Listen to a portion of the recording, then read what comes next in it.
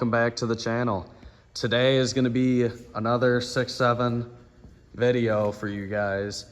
I have just noticed for the first time this truck has a coolant leak. It has never leaked a drop on me in the like 12,000 miles I've put on this truck. It's at almost 170,000 now. And it's never leaked anything, no trans fluid, engine oil, nothing. But now it's deciding to drip a little bit of coolant. And I think I have a good idea of what it's gonna be. I noticed this when I was under here doing a idler pulley the other day that's been squeaking on me all last summer. And I finally got that fixed, and I noticed the coolant bottle here is a little bit on the low side, and I could smell coolant up there. And I'll hop up there and show you what I'm looking at. All right, so right here we have our upper radiator hose running from the radiator over to the block where I believe it goes to the thermostat from what I've researched on Facebook groups. And these here are different than any normal radiator hose. Normally you're used to seeing like a hose clamp around a rubber hose. This is a rubber hose, and it's just like that over here. There's a plastic end, and you take a screwdriver and lift up on that clip there, and then it pops right off. Right here is where you could tell it's been leaking at. Below that fitting is all wet, which would be, I believe, the thermostat. I'm just gonna climb up here and try this for a quick fix. Wherever I can see that tab, I'll show you guys how I take it off better once it's out. But I'm gonna get in there with the flathead and pop this thing off, and then we'll look at our O-ring. All right, so after a little bit of messing with it, I couldn't get it with the screwdriver, so I ran and grabbed a pick set from Harbor Freight.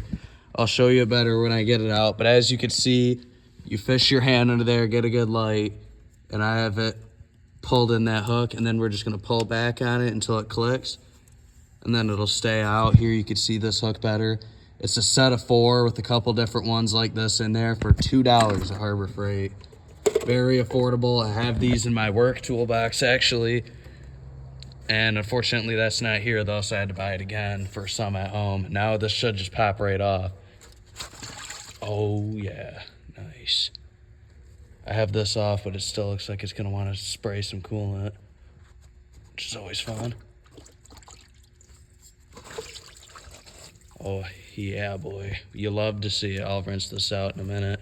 It was hard to get in there with the pick off camera. This is gonna help here too. You see that white seal there, and then this black one too. We have it hooked onto there with our pick. Give it a light pull.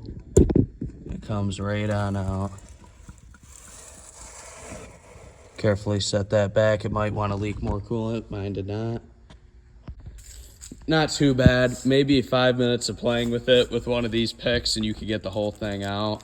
We'll have longer amount of time cleaning up our mess than we do actually working on it. So right here I've got 2 of them that Ford gave me. I assume one of them's for the radiator side. We didn't know which one was which, so I just went ahead and bought both, and I'll return whatever I don't use. We could see here though, here's this part number and that part number. I'm gonna compare and see which one looks like it matches the best. Looks like this one's slightly bigger, and that one looks like the correct seal, assuming this is our problem. So this will be what you're looking for right here, part number wise. If you're doing the one on the side of the engine, some people have it leaking by the radiator, and that would mean you need this one. It's weird, I don't actually see any damage to the old one. If we hold them up, it's definitely the same size. This is just the research I've done is just off of Facebook groups. A lot of guys were doing this. Maybe there's something I can't see. I'm gonna throw this in though real quick. Just push it in there with my finger and pop that hose back down and push that clip in, and we'll see if it's still leaking. All right, so that was really simple. If you have the right tools for the job, then this is no big deal. The other side here, if you didn't have that pick, you might be able to take this off and flex the hose up to get at that with the screwdriver, because it's right under that hose.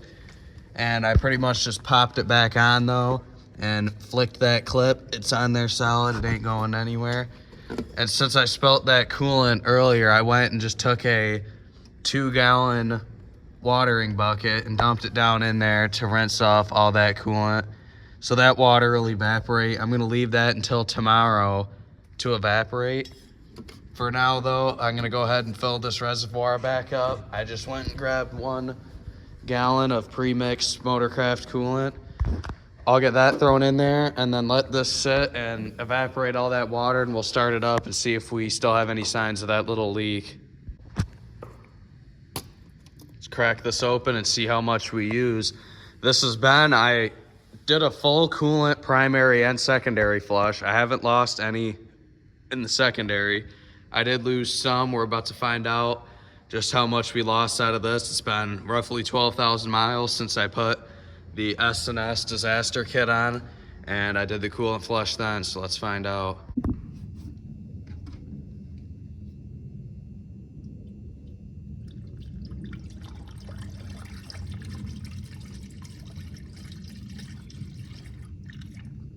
Just like that, we're already back to the full mark, as you guys can see. So that was a very minor leak, being that I only put 2 seconds of slowly pouring. Little update for you guys, it's been a full 24 hours and all the water I dumped down there is dry. It did a great job of cleaning off all that coolant residue.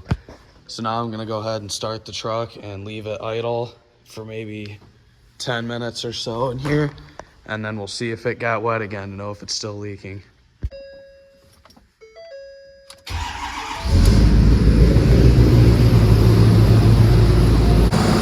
Our coolant level's still the same.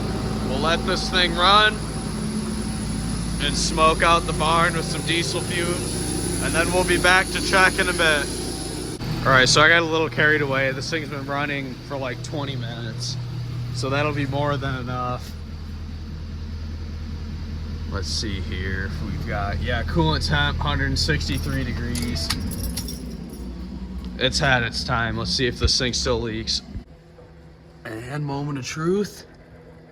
Bone dry, perfect. So that right there is a nice, quick, and easy repair. And we love that. That was like $11 I paid for those O-rings from the dealer. And then I had to buy like $23 gallon of coolant, even though I didn't have to use all of it. And that'll be the end of that repair. The first leak this thing's had is now fixed. So back to no leaks. And hopefully we'll have no leaks for a while. So with that being said, thank you guys for watching, and I'll see you in the next video.